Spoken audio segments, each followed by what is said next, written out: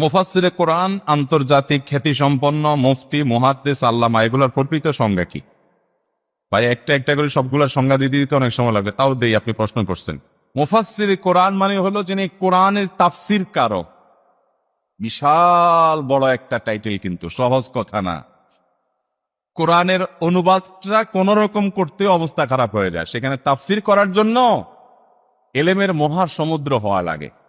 আমাদের দেশে ওয়াজ মাহফিলে আলোচনা যেই করুক, এই চেয়ারে বসলে, মাইকের সামনে বসলেই তার নাম কি? মুফাসসিরে কোরআন। ভাই মুফাসসিরে কোরআন প্রকৃত অর্থে যাদেরকে বলা হয়, ওইটা বলার মতো মানুষ বাংলাদেশে ওয়াজ মাহফিলের ময়দানে কে আছেন, কয়জন আছেন আমার জানা নেই।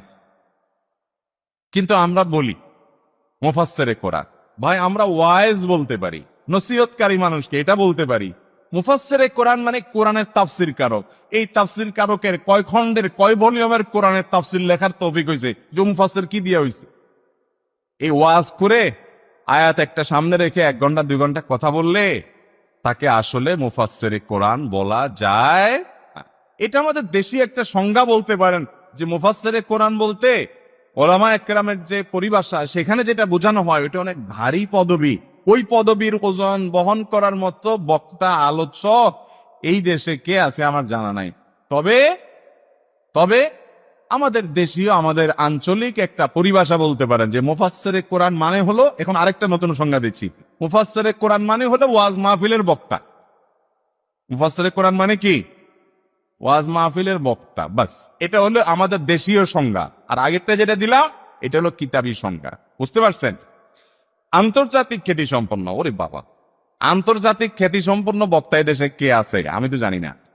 আন্তর্জাতিক খ্যাতি সম্পন্ন মানে হলো বাংলাদেশের আনাচে কানাচে সব মানুষ যেরকম তাকে চিনে, বাংলাদেশ ছাড়া আরো বিভিন্ন দেশেও বহু মানুষ তারে, তবে কলকাতার বাংলাদেশিরা অনেক হুজুরই চিনে। বাংলাদেশি প্রবাসী ভাইরা চীনে বিভিন্ন দেশে আছে, এটা তারা তার ওই দেশই হলো না। তবে এক অর্থে বলা যায়, কারণ আমাদের প্রবাসী ভাইরা যারা বিভিন্ন দেশের সিটিজেনশিপ পেয়ে গেছেন, তারা ওই দেশই হয়ে গেছেন, সেই হিসাবে অবশ্য আন্তর্জাতিক অনেকেই আছেন।